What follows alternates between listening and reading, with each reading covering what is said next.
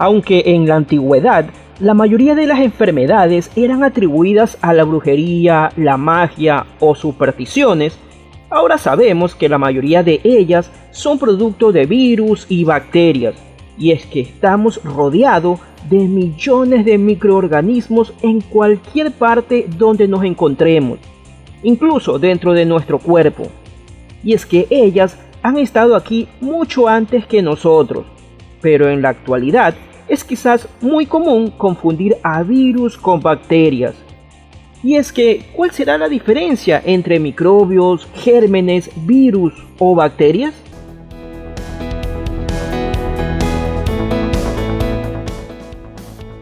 Estos organismos unicelulares, es decir, formados por una sola célula, deben su nombre a un término griego que significa bastón, aunque en sí pueden tener diversas formas, como de bastoncillos, esfera, onduladas o espirales. Las bacterias pueden provocar fermentaciones, putrefacción, y solo una pequeña parte de ellas nos pueden enfermar. Y es que hay más bacterias en el mundo que humanos en el planeta. Fueron los primeros habitantes desde hace 3.800 millones de años, y de ellas se originó toda la vida, incluyéndonos. Convivimos con ellas dentro de nuestro organismo. Están desde el aire que respiramos hasta el suelo en que caminamos.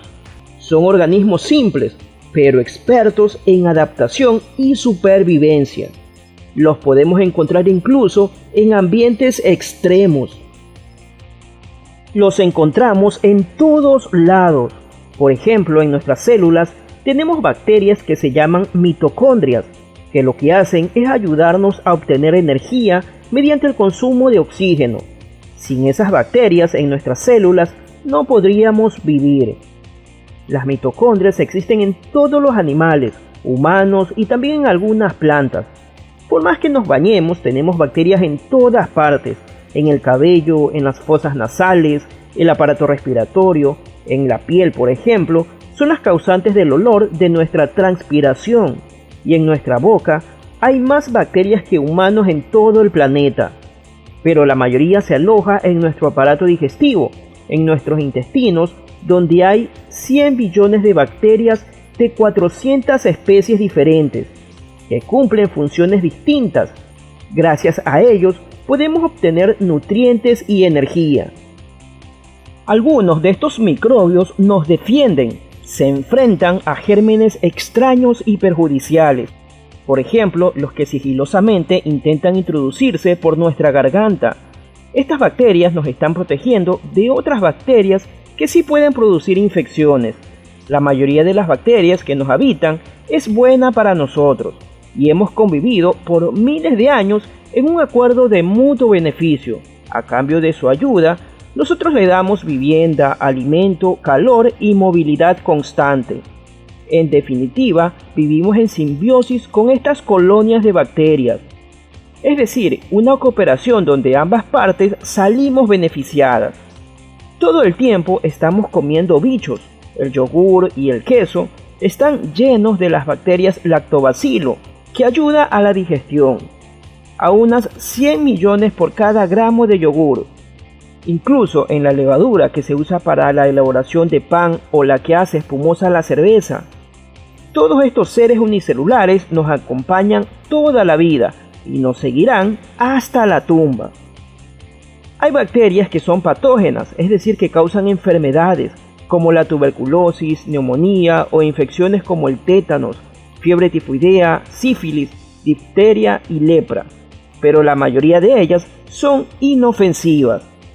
La fertilidad del suelo, por ejemplo, depende en gran medida de la actividad de las bacterias.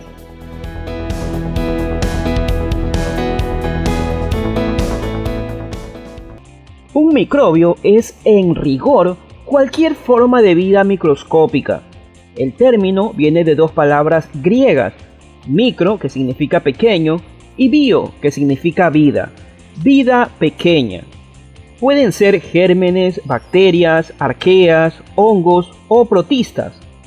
Los microbios son invisibles al ojo humano. pero sí pueden verse a través de un microscopio.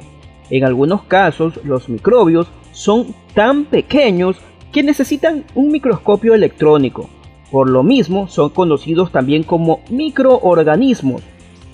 El francés Louis Pasteur es el fundador de esta área, quien se dedicó por completo al estudio de microbios, al igual que Robert Koch, que fue quien demostró que enfermedades específicas eran causadas por microorganismos patógenos, uno de los primeros científicos en concentrarse en la obtención de cultivos puros de bacterias, lo cual le permitió aislar y describir varias especies nuevas. Los virus se los podría considerar microbios, por lo que son muy pequeños, pero no cumplirían con la característica de forma de vida, porque no están vivos. Necesitan de una célula para replicarse, como lo veremos más adelante.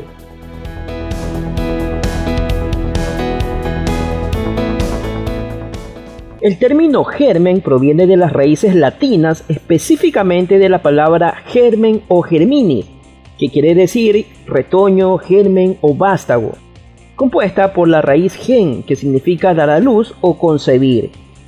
La Real Academia define este término como la idea que da inicio al proceso de desarrollar una nueva vida.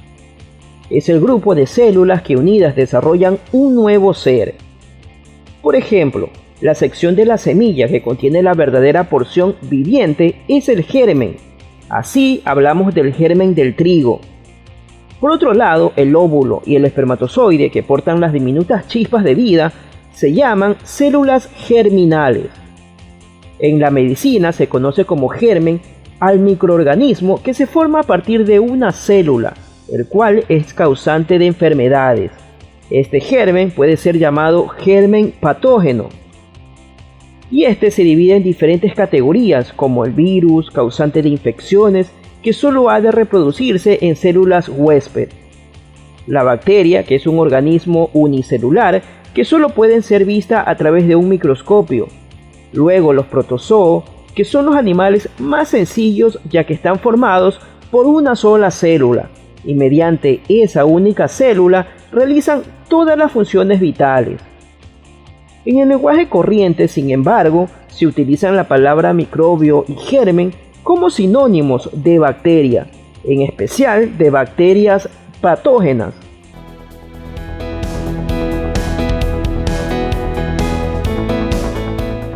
La palabra virus viene del latín y significa veneno o toxina. Esta etimología viene de los tiempos en que los biólogos no sabían exactamente qué eran los virus, pero sí que ciertas preparaciones contenían algo que ocasionaba enfermedad. Los virus difieren de las bacterias y de todos los demás organismos en que no están compuestos de células. Son mucho más pequeños que las células y su tamaño viene a ser el de una gran molécula. Están formados por material genético, protegido o rodeado de un recubrimiento de proteína. En esto se parecen a los cromosomas de una célula, de modo que cabría casi considerarlos como cromosomas sueltos. Los virus, a diferencia de las bacterias, no son capaces de llevar una vida independiente.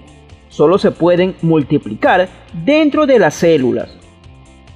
Los cromosomas controlan la química de la célula. Es por eso que los virus, cuando se introducen en una célula y toman el control, por lo general son capaces de someter toda la química de la célula a sus propios fines y ponen toda la maquinaria celular al servicio de la formación de nuevos virus. La célula muere en el proceso al estallar y así se liberan más virus. Los virus no se los puede matar porque sencillamente no están vivos. Los virus son organismos que no tienen vida independiente y por eso necesitan introducirse en las células de los seres vivos. Usan a los humanos, las plantas y hasta las bacterias para replicarse, y muchas veces enferman a sus víctimas.